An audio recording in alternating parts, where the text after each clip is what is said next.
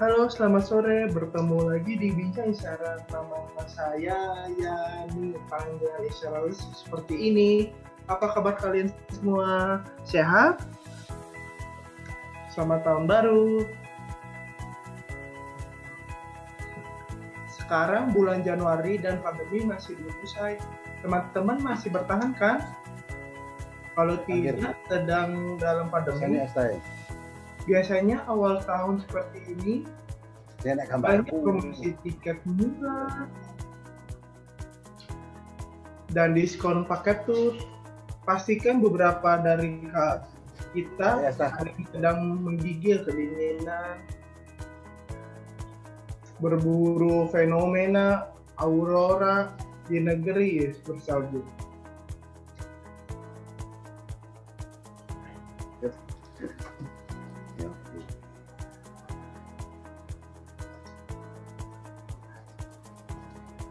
Baru malah lebih semangat ya. Nah, bulan tema ini tentang resiran dan kebiasaan seorang Indonesia saat mencari atau menikmati hiburan. Live hari ini topiknya masih tentang kisah sukses dari teman-teman disabilitas pencinta gunung.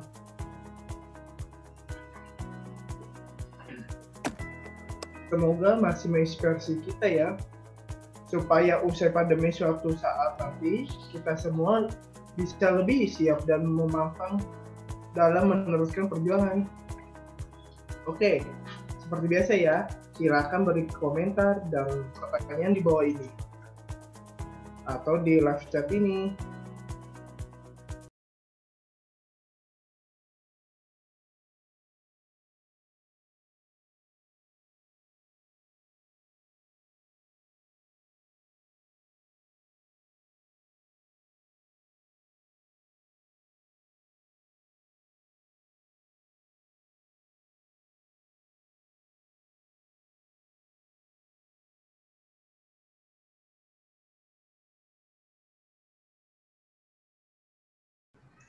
Halo, selamat datang. Selamat perkenalan dulu ya. Nama saya Yani, panggilan isyarat saya seperti ini. Silakan boleh perkenalkan diri Anda.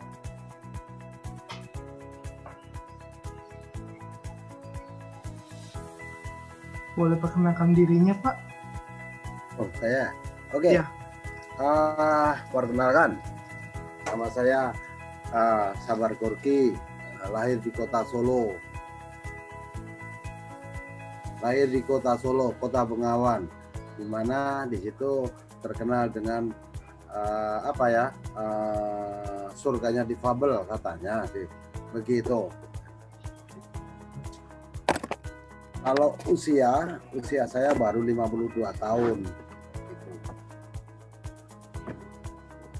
Nah, kalau hobi masih ya yang berbau dengan petualangan. Nah, itu naik gunung, panjat tebing, sepeda, terus arung jeram ya, terus banyak sih yang berbau dengan ekstrim ya. Terus pekerjaan laundry gedung. Nah, gedung tertinggi gitu. Jadi itu memang suatu hobi ya, hobi di saya begitu. Gitu ya. Ini masih banyak ya ide yang belum tersampaikan untuk karena pandemik semua di tahun 2020. Saya untuk kegiatan di alam bebas ke Karten, ke Kutub Selatan belum terlampaui gitu kan, karena harus ikut suasana Indonesia baru kena musibah. Bahkan bukan Indonesia aja ya, seluruh dunia kena wabah COVID-19 itu. Oke, tuh kalau hobi itu ya, pendakian saya itu dari tahun 86 sampai sekarang masih hobi naik gunung, manjat. Kalau mulai pertama naik gunung itu di Gunung Lawu tahun 1986. Itu masih SMP waktu itu. SMP naik gunung pertama, Gunung Lawu, Merapi, Merbabu, Sindoro, Sumbing. Nah, tahun 90 saya kecelakaan, jatuh dari kereta ya, jatuh dari kereta api dan sekarang terus begini, ya Bang. No, no. Sebentar ini agak error.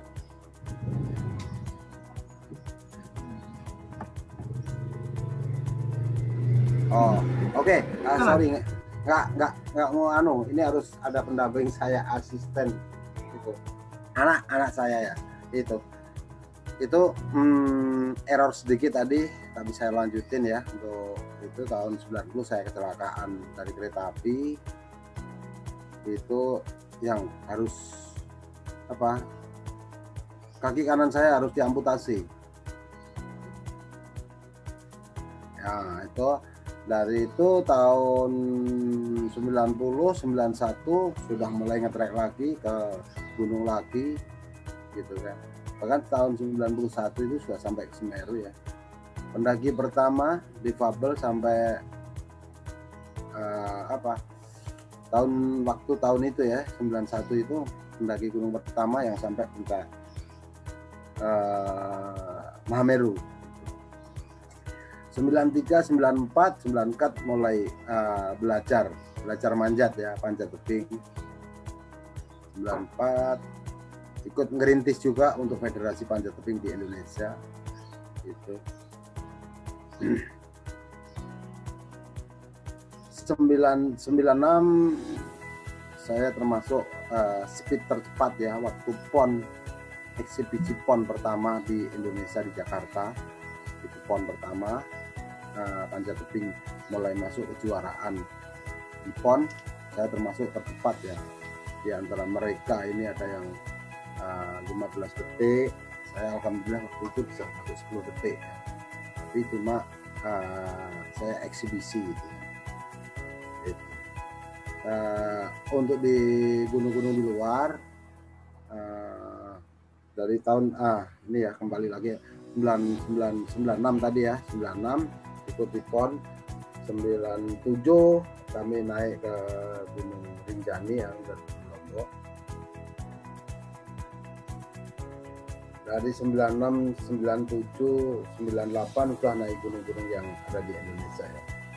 9 itu 2000 saya mulai belajar jadi juri PON panjat tebing ya, ambil di speed gitu kan. Alhamdulillah masih diberi kesempatan dan kepercayaan. Dari tahun 2000 2006 kami menyiapkan semua ya, persiapan itu kami mempunyai peran untuk keinginan untuk naik ke Kartens ya, Kartens piramid yang ada di gunung tertinggi di Indonesia dan gunung bagian dari 7 puncak tinggi dunia yang ada di Papua. Nah, kami persiapkan selama 6 bulan, tapi namanya kita sebagai manusia dan kita berusaha, tapi kehendak Yang Maha Kuasa lain. Waktu itu saya harus di-cut, belum bisa jalan ke sana, seperti ditangguhkan untuk izin, akhirnya saya lakukan. Tapi alhamdulillah dari itu tahun 2009 saya bisa dapat kesempatan berangkat ke Korea Selatan untuk ikut lomba panjat tebing, dan di situ saya bisa dapat meraih medali emas para climbingnya di Korea Selatan. Itu 2009 akhir saya pemanjatan pertama gedung di Jawa Tengah tertinggi ya, di Solo Paragon itu dengan teknik ngejumar yang ketinggian itu 98 meter kami tempuh dengan waktu seperempat menit, ya seperempat jam, 15 menit ya. Saya lampaui sampai top dan mengibarkan merah putih. 2009-2010 saya mencoba untuk menggugah ya, berangkat ke Jakarta. Ini apa itu? Manjat bundaran HI. Manjat dia di bundaran HI dengan memberikan Indonesia Bangkit gitu. Nah itu 2009, alhamdulillah diberi kesempatan. 2009 akhir 2010 ya, 2010 manjatan bundaran HI. Terus 2011 17 Agustus saya bisa mencapai puncak tertinggi di Elbrus, Rusia. Nah, di Elbrus, alhamdulillah sampai ke sana diberi kesempatannya ya. Dan pendaki gunung pertama di dunia yang mencapai puncak Elbrus dari sisi utara. Gitu. Tepat 17 Agustus. 2011 bulan November, masih di perkitar 2011 ya. 2011 saya naik lagi ke Kilimanjaro, alhamdulillah ya, sampai puncak juga gitu. 2011, 2012 saya berangkat ke Prancis ikut kompetisi ya, ikut kompetisi panjat tebing World Cup para climbing.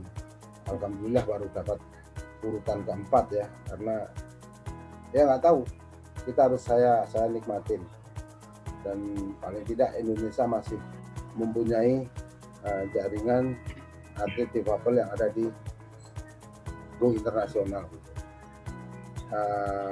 Kembali lagi ke tahun 2010, saya ucapkan banyak terima kasih sama Pak SBY yang memberikan kesempatan saya berangkat ke Rusia menjadi pendaki gunung pertama difabel, pendaki difabel pertama di dunia yang bisa mencapai puncak Elbrus tepat 17 Agustus.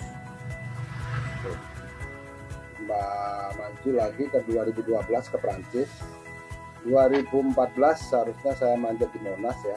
Waktu itu ada pemilihan gubernurnya waktu itu Pak Jokowi, tapi belum diberi kesempatan manjatnya di Monas. Gitu. Setelah 2014 pertengahan, saya alhamdulillah ya diberikan kesempatan untuk pemanjatan di Monas, gedung Monas. Ya alhamdulillah ya. Dan saya lihat masih di situ masih ini pendaki pertama di Indonesia yang memanjat Monas dan diizinkan naik turun di luar gedung Monas. Di luar bukan gedung ya, di luar Tugu Monas. Gitu. Naik turun. Itu 2014. 2015 saya berangkat ke Kartens bersama kawan-kawan Marinet. Alhamdulillah dapat kesempatan sampai ke Kartens Piramid gitu kan. Dan perjuangan sangat luar biasa. 11 Agustus juga itu. Dari 2015-2016 akhir saya berangkat ke Aconcagua. Gitu kan. Alhamdulillah gunungnya sangat luar biasa. Dimana ketinggian itu batu-batunya, suhunya juga cukup lumayan ya, paling tidak itu -5 itu ya. Itu di Aconcagua, sebalik dari Aconcagua 2016. 2017 saya berangkat lagi pendakian ke Kartens Piramid, ya kan, gunung tertinggi di Indonesia yang bagian dari Seven Summit, bagian puncak tertinggi di dunia. 2017, 2018 saya pendakian lagi untuk pendakian ke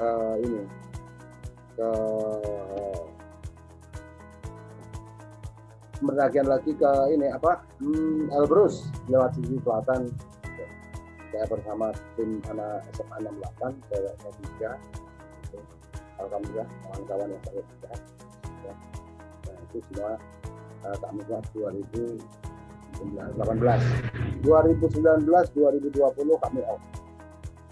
Ya, karena 2020 itu seharusnya saya bisa memanjatkan jalur direct ke Karten Piramid, karena suasana waktu kena COVID semuanya ya kita nikmatin, tidak sendirian, ya kan, kawan-kawan dari luar negeri itu semuanya kena COVID.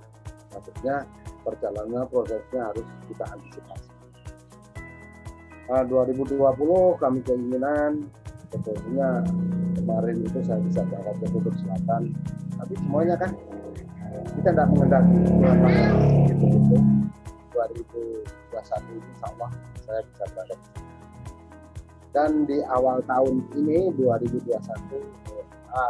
Januari 2021 saya terima kasih berkesempatan ngobrol sama sahabat-sahabat saya yang berkebutuhan khusus seperti itu.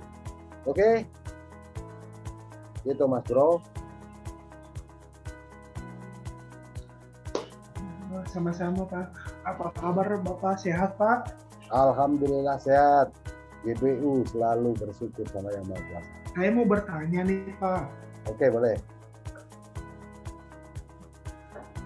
Ada nggak sih Pak kendala yang dialami Bapak saat pandemi ini Pak? Untuk naik gunung sih Pak. Sebetulnya nggak ada. Cuman dananya yang nggak ada. Jangan, nggak boleh ketawa loh ya. Karena semuanya ya kan. Kendalanya itu semuanya untuk izin kan susah juga. Untuk pengeluaran biayanya kan juga cukup lumayan gede gitu kan. Jadi kita nunggu aja sponsor, siapa tahu nanti dari kawan-kawan ini ya bisa memberikan link saya untuk berkesempatan lagi bisa jalan ke Karten sama Kutub Selatan begitu.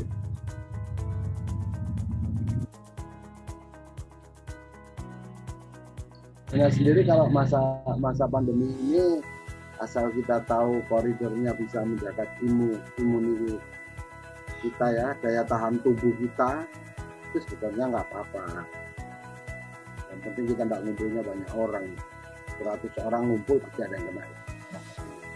Alhamdulillah kami nggak begitu, sekali ngumpul nggak begitu banyak, yang banyak yang kita orang kita ngobrol pun pakai jarak dan masker. Oke, baik Pak. Untuk pertanyaan selanjutnya,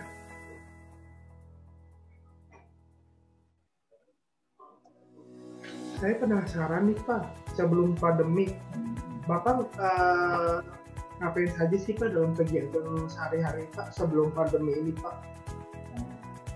Sebelum pandemi saya ya biasa bekerja. Kebetulan saya bekerjanya di ini PMI ya, Palang Merah Indonesia, itu bisa saya di situ. Terus ya kalau tidak di kantor ada kegiatan juga jalan. Tetapi tidak lupa juga untuk setiap ada kerjaan untuk pembersihan gedung-gedung, saya tetap berangkat kerja, tetap ada kegiatan itu. Di lain itu juga setiap hari ya kita tetap latihan fisik gitu, sambil menunggu dari ini COVID pergi. Saya bisa dulu, paling tidak kita sudah persiapan dulu gitu. Oke, saya mau potong dulu nih Pak. Nanti kalau Bapak sudah selesai, bilang terima kasih aja ya Pak, biar nanti host kita bisa paham Pak. Oke. Untuk selanjutnya, gimana? Oke, masih saya ya? Enggak, saya. Oke. Dan saya selanjutnya, salah satu hobi Mas Sabar adalah mendaki gunung.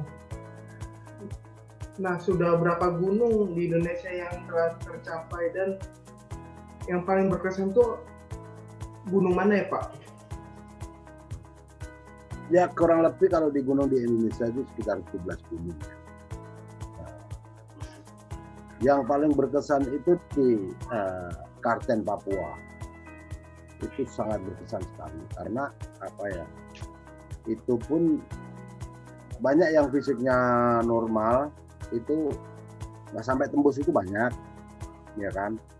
Untuk jalur-jalurnya itu harus technical sekali ya. Dalam artian technical sekali itu kita harus manjat tebing itu selama sekitar kurang lebihnya sekitar 12 jam. Itu Karten Piramid. Itu saya sangat berkesan sekali dan paling yang sangat berkesan yang ada di Indonesia itu di Gunung Lawu. Di mana saya pertama kali menginjakkan kaki itu di Gunung Lawu dan juga pertama kali naik gunung dengan difabel. Kondisi fisik saya yang difabel itu jadi Gunung Lawu. Ini sangat berkesan dan nah, begitu Mas Bro. Selanjutnya lagi nih Pak, pertanyaannya Pak. Kalau gunung di luar Indonesia sudah berapa Pak? Dan yang paling berkesan tuh gunung mana Pak? Kalau yang di luar Indonesia Pak? Di luar negeri semua gunung yang saya daki itu semua berkesan. Terutama ini ada dari 7 puncak gunung tertinggi di dunia itu baru 4 gunung ya. 4 gunung itu Elbrus, Kilimanjaro, Aconcagua, dan Indonesia ini ada, ya kan, ya Karten Piramid itu ini 7 dari 4 gunung, ya apa tuh dari bagian 7 puncak tertinggi di dunia. Dan yang paling berkesan itu di ini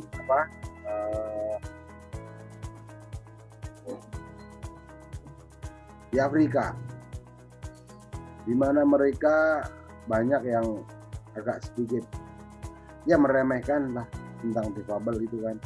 Wah ini kondisi fisik seperti ini apa mampu? Tuh. Tapi kenyataannya alhamdulillah saya sampai di situ. Alhamdulillah juga sampai ke puncak Kilimanjaro ya. Di Karten itu gaib pun ada yang meremehkan saya juga. Gitu. Tapi ya alhamdulillah saya diberi kesempatan. Itu selama saya diberi kesempatan saya gunakan sebaik-baik mungkin gitu. Di Elbrus itu juga saya berkesan karena menjadikan pendaki di tunadaksa pertama di dunia yang bisa mencapai puncak Elbrus dari jalur utara. Dan nama saya itu gunakan Sabar, terus ditambahi dengan Gorky. Ditambah dengan Gorky. Itu Gorky itu nama seseorang, nama sastrawan terkenal di Rusia, Maxim Gorky. Begitu Mas. Oke.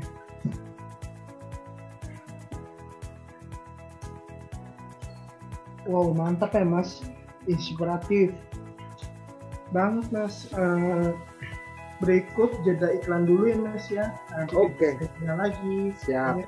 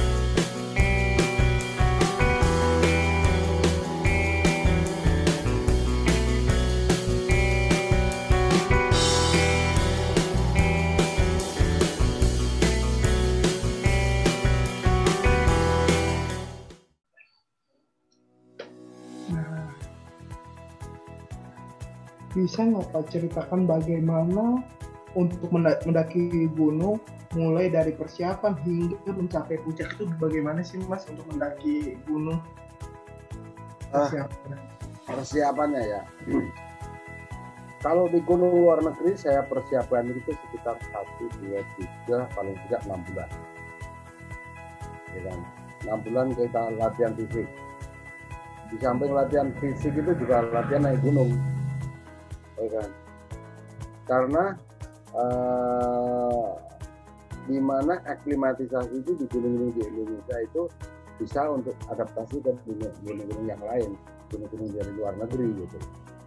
Nah, banyak kan kalau latihan itu fisik ya, untuk latihan mental juga ya. Nah, di samping itu setiap hari itu juga latihan ya, latihan mungkin kalau gunungnya itu memerlukan untuk kita latihan manjat, kita juga latihan manjat. Kalau gunungnya itu dirasa tidak perlu dengan manjat, kita harus dengan gunung-gunung es. Nah, kita latihannya biasanya dekat pantai di gunung ya. Ada suatu pasir dengan perlengkapan kita yang siapkan seperti di gunung es. Nah, jadi itu persiapkan. Untuk mempersiapkan di gunung kita latihan, kita lihat gunungnya di mana. Gunung, kalau di Gunung Lawu kita persiapkan kita cukup dengan nyantai ya, mungkin bisa dua hari ya kalau saya lah ya, karena keterbatasan saya. Mungkin kalau rekan-rekan bisa 1 hari, nah, ya kan, karena fisik saya dengan fisik kawan ini lain, itulah letaknya itu ada perbedaannya sedikit. Kalau saya pakai tongkat harus sehari semalam atau 2 hari, kalau yang lain pakainya sehari, naik turun gitu. Yang jelas setiap hari kalau sebelum naik gunung, kalau tidak kita latihan biar stamina tubuh kita selalu terjaga, seperti itu Mas.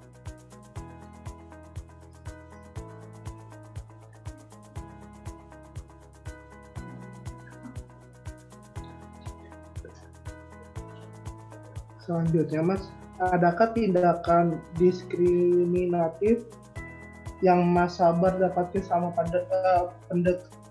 pendakian Mas?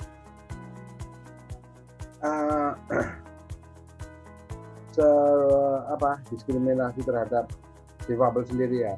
Sepertinya nggak ada sih Mas. Ya. Selama pendakian sih Mas? Ya, selama pendakian ini justru kami selalu didampingi ya, dalam artian orang lain tuh malah justru suka, tapi dia ngambil hikmah dari saya proses perjalanan gitu ya. Justru dia banyak acung jempol terhadap saya di saat saya pendakian itu, bahkan banyak yang nemenin gitu kan, nggak ada diskriminasi.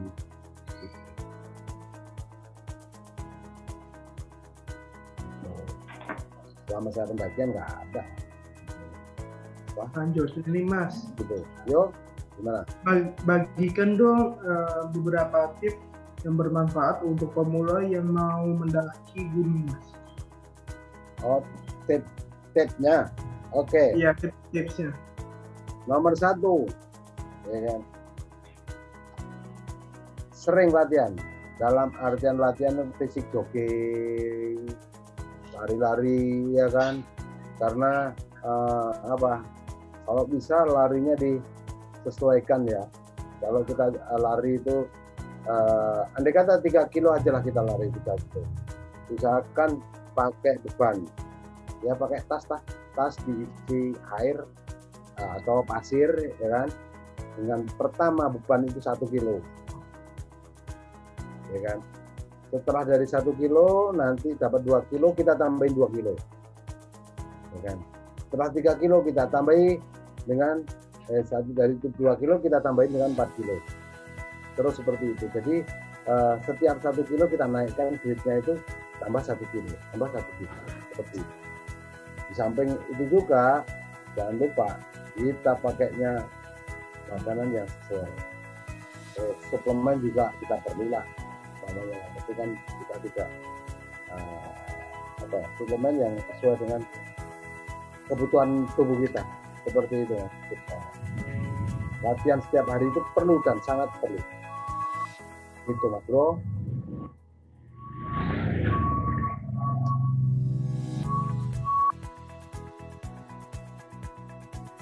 Nanya lagi, Pak, siapa tokoh panutan yang banyak menginspirasi Mas Sabah selama ini, Mas? Kalau tokoh ya, tokoh di Indonesia itu almarhum Bapak sama ibu saya dan keluarga. Kalau tokoh di dunia panjat tebing itu Tung Kempol masih di Reinhold Messner. Seorang itu namanya Reinhold Messner. Kalau di panjat tebing Patrick Edringer. Itu tokoh-tokoh yang saya itu Mas.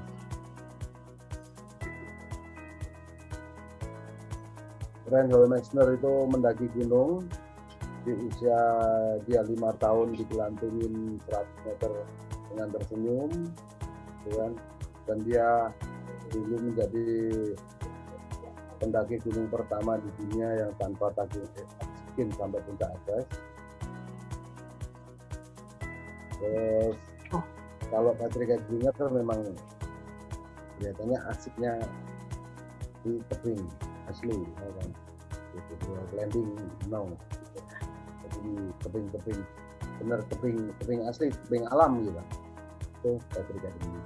Kalau keluarga saya acungkan betul karena dari kecil saya sama beliau tahu perjuangan dari sesuatu masih buat keluarga. Begitu Mas Bro, itu saya.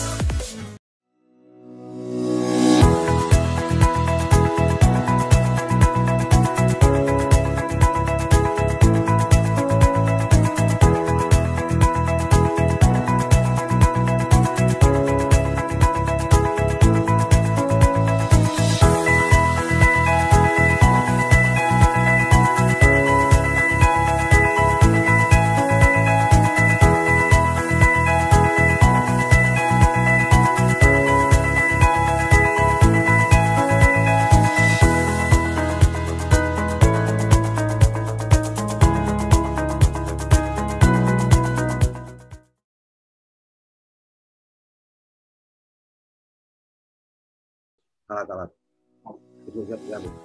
Halo Pak. Halo Bandung. Siap. Ada nih Pak pertanyaan dari pemirsa Pak. Oke, gimana?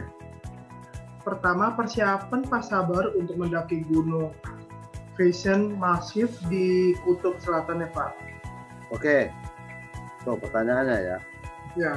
Ini kan sekarang mulai saya persiapkan modal dari sekarang. Kalau saya persiapkan latihan fisik, ya kan.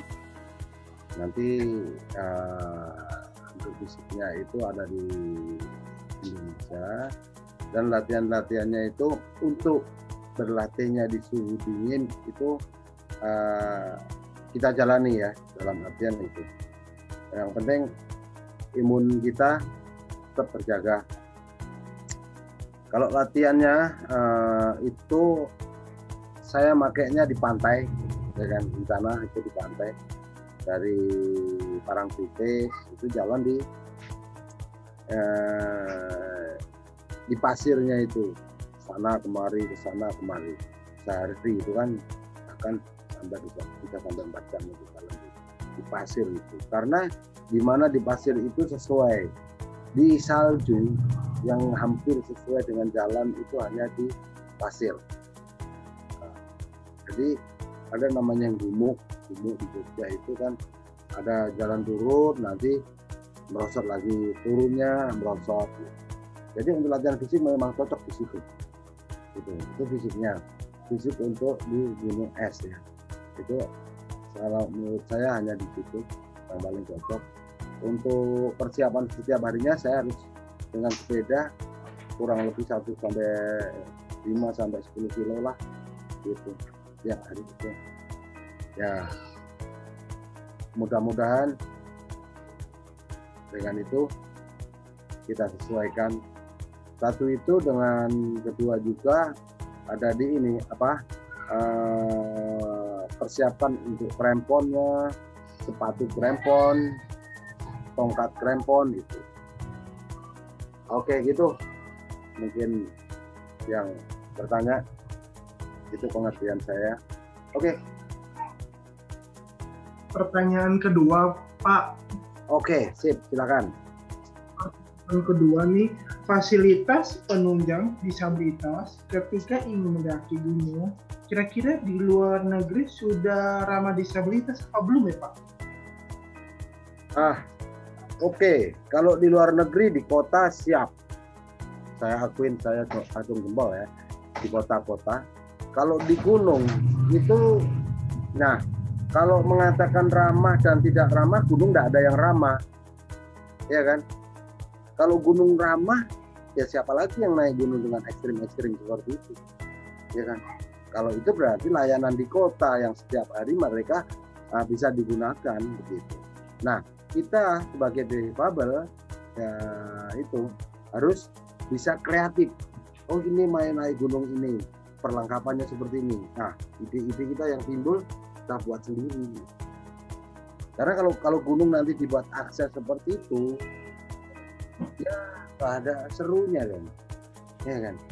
Orang tahu-tahu orang yang fisik normal pada malas-malasan nggak naik gunung, tapi pakai aksesnya difabel, gitu.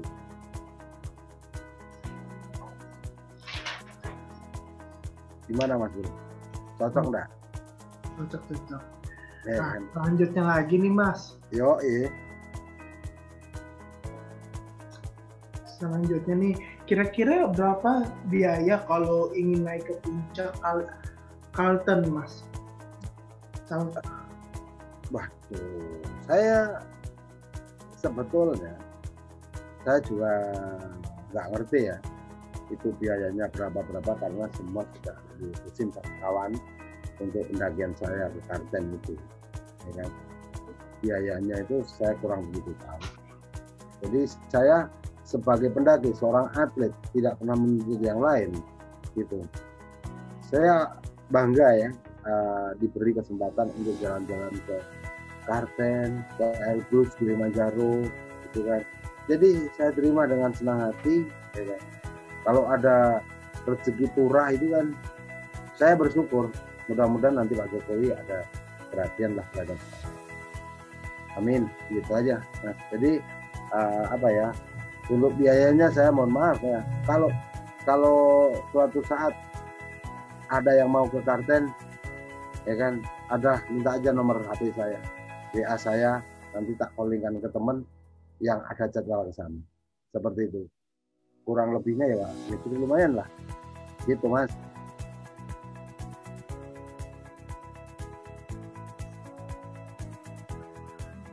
Oke Mas. Selanjutnya, pertanyaan terakhir nih Mas. Ada nggak sih Mas pesan untuk teman-teman disabilitas Mas? Oh gitu. Oke. Saya kalau pesan untuk teman-teman disabilitas, saya tahu ya. Apalagi teman-teman yang disabilitasnya dari lahir, itu sangat ampuh-ampuh dan sangat luar biasa. Tempaan setiap hari digojlok sama orang tuanya, ya kan. Saya ya, cuman ya saya pesen aja, sedikit pesen untuk teman-teman difabel yang dulunya seperti ibaratnya orang berkata dulu sempurna dan sekarang harus menyandang disabilitas, gitu. Nah, dari situ kita tunjukkanlah pada dunia kesempatan-kesempatan itu. Tunjukkanlah bahwa kita ini mampu. Di mata Tuhan kita tidak berbeda. Ya kan? Nah, itu jadi janganlah mudah untuk putus asa. Ya. Dia yang Maha Kuasa itu memberikan yang terbaik untuk umatnya, gitu kan. Terus sebetulnya ini pesan ya untuk teman-teman semua. Itu tadi yang di bubble, sekarang tidak ada di bubble, sempurna pun masuk, ya kan. Di dunia ini tidak ada yang tidak mungkin, semuanya serba mungkin. Anda sendiri yang menentukan ke depan, itu Anda sendiri. Susah senang, justru susah itu yang akan mendapatkan suatu hasil yang luar biasa. Seperti itu Mas Bro, sukses dan tetap semangat. Oke Mas, wow, inspiratif banget. Mantap. Terima kasih Mas sudah bertanya-tanya. Terima kasih sudah bertanya pada Mas Sabar, serta saya mau menutup acara ini. Terima kasih banyak ya Mas Sabar. Sama-sama. Telah berbagi cerita dan tips yang luar biasa ini. Semoga bermanfaat bagi orang, teman-teman disabilitas. Amin.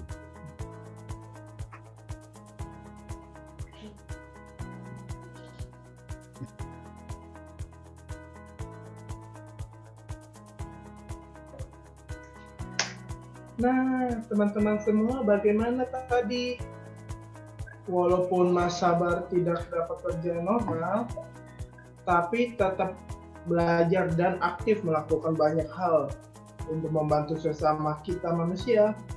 Hobi jalan-jalan itu bagus, tapi ingat kebiasaan kita jangan sampai merugikan orang lain.